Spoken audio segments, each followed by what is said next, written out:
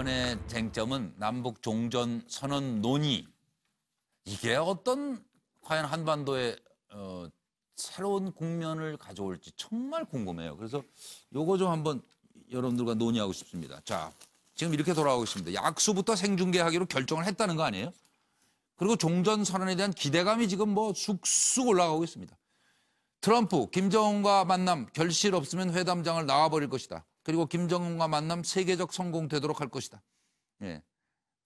이런 지금 상황까지 왔습니다. 그래서 과연 트럼프 남북 종전 선언 논의가 축복이라고 얘기했는데 급변하는 남북 북미 어떤 움직임을 여러분 예상하십니까? 들어보시죠. 네. And they do have my blessing to discuss the end to the war. People don't realize the Korean War has not ended. It's going on right now, and they are discussing an end to the war. So, subject to a deal, they would certainly have my blessing, and they do have my blessing to discuss that. Japan and ourselves are locked, and we are very unified on the subject.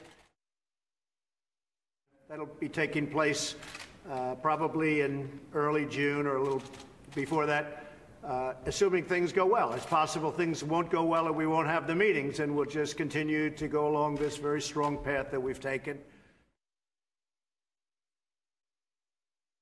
South Korea is meeting and has plans to meet with North Korea to see if they can end the war, and they have my blessing on that. And they've been very generous that without us and without me in particular, I guess, you would have to say that they wouldn't be discussing anything, including the Olympics would have been a failure. Instead, it was a great success. By the way, he just left North Korea, had a great meeting with Kim Jong-un, and got along with him really well, really great. And he's that kind of a guy. He's very smart, but he gets along with people. 내일 실무회담이 고위급 회담을 열 정도로 많은 조정에 이르면 고위급 회담 일정을 바로 잡을 수 있을 것 같고요. 조금 더 실무회담이 필요하다면 실무회담을 한 차례 더 하는 문제도 열려 있다고 볼 수 있습니다. 그리고 국정원 차원의 소통도 항상 열려 있어서 매우 원활하다는 말씀도 드리겠습니다.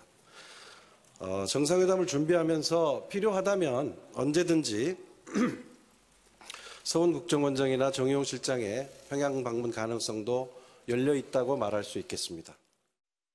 그래서 저희가 남북 간의 대화를 하는데 일의 공을 들였다면 사실 한미 간에 소통을 하고 함께 협력하면서 준비하는데 적어도 3 이상의 공을 들였다. 그래서 남북회담과 북미회담이 함께 가고 있다는 이것이 그동안 저희가 풀지 못했던 근본적인 문제들을 푸는 열쇠가 될 수 있기를 기대하고 있습니다. 2018년에 4월이 가고 5월이 가고 6월이 오면 과연 김종대 의원님부터 어차피 국방 전문가시니까 어떤 한반도를 우리가 볼 수 있을지 참 궁금해요. 한마디로 서프라이즈. 네. 네, 그럴 가능성이 아까 있죠? 트럼프 대통령 얘기하는 거 보면은 듣고도 믿기 힘든. 정말 참 깜짝 놀랄 이야기들이죠. 그레이시라는 말이 많이 들어가고 이거 도대체 뭐 축복한다는 말을 4번 했습니다. 예. 그리고 한반도에서 남북한 간의 종전에 대한 논의가 되고 있다. 예. 14 남북 공동 성명에 나왔던 사항이 중단됐다. 이제 다시 재생 버튼을 누른 것이죠. 그러니까 실천 단계까지 온 거죠. 자, 그런데 저는 굉장히 이 국면이 중요하다고 생각되는 것이 우리가 한반도 정전협정, 휴전협정 당사자가 아니에요. 아니잖아요. 유엔군 사령관과 북한, 중국이 3자 간에 체결한 겁니다. 그걸로 인해서 우리 국가 주권에 있어서 많은 취약성을 지금까지 안고 살아왔는데 이제는 휴전협정을 넘어 종전선언, 그 종전선언을 넘어서 평화협정 이렇게 가는데 우리가 더 이상 한반도의 운전자가 아니라 당사자로서 당사자죠. 이 평화체제의 일원으로서 참여하는 우리의 안보와 주권의 문제를 이제 해결하느냐 못하느냐. 네, 맞습니다. 이런 면에서 어떤 하나의 국가의 핵심 문제를 해결하는 중요한 국면이 있거든요. 그렇다면 네. 저는 남북 한 간의 종전선언을 일단 합의하고 네. 그다음에 북미 간의 평화협정까지 합의하는 예. 이 순서대로 가는 순서가 네. 최상의 시나리오인데요. 예. 여기서 이제 우리는 드디어 안보의 당사자로 진입을 해야 된다. 예, 예. 그래서 주권과 안보에 대한 예. 어떤 국가의 확고한 기틀을 이 기회에 마련해서 비핵화를 넘어 네. 그 이상의 정상국가로 우리가 가는 겁니다. 예, 예. 이것을 하기 위해서는 정말로 문재인 정부가 남다른 노력과 준비, 구상, 계획이 있어야 될 것 같아요. 그래서 국회는 남북 뭐하고? 정상회담은 국회도 뭘 좀 하는 게 있어야죠. 그러니까 제가 제일 한시간 그 말씀 드리려고 그랬어요. 네. 독일의 신동방 정책도 3인당과 기민당 간의 정당 간의 협력으로 결실을 맺었고 그럼요. 네. 미중 수교 닉슨 대통령 때도 공화당과 민주당의 협치로 미중 상하이 꼬무니께 대탕트가 성공을 했고 예. 다 국내 정치에서 협치의 정신으로 평화 정책을 뒷받침했습니다. 네. 우리만 지금 네. 제일 중요한 이 시기에 천막치고 어디로 실종되고 천막을 드릴 줄 알았어요. 아니, 그러니까 비상 상황을 이해하고 지금 천막을 치신 것 같아요. 지금 상황이 비상하긴 해요. 우리 지금. 김종대 왜 웃으면 내가 나오지? 김종대 의원님은 꼭 참. 듣고 싶은 뉴스만 보는 것 같아. 듣고 예. 그 얼마 전에 저 홍준표 우리 당 한국당 대표가 예.